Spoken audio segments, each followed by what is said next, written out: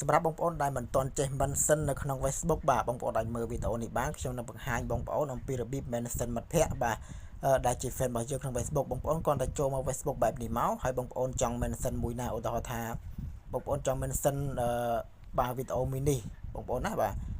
មិត្តភ័ក្តិរបស់យើងវាលក្ខណៈថាវាត្រូវជាមួយនឹងសាច់រឿងវីដេអូហ្នឹងអញ្ចឹងបងប្អូនគ្រាន់ចុចកន្លែង share នេះកន្លែង share ហ្នឹងមកបាទផ្លាច់មកហើយបន្ទាប់មកទៀតបងប្អូនត្រូវបាទ mention ឈ្មោះរបស់គាត់ចុចទៅលើសិនហើយចុចអាកន្លែងលេខនេះបាទចុចកន្លែងលេខនេះហើយបងប្អូននេះអាសញ្ញា add នេះបងប្អូនបាទជាសញ្ញា add ទាំងមួយមកហើយយើងសរសេរឈ្មោះរបស់គាត់បាទឈ្មោះរបស់គាត់ឈ្មោះអីគេឧទាហរណ៍ថា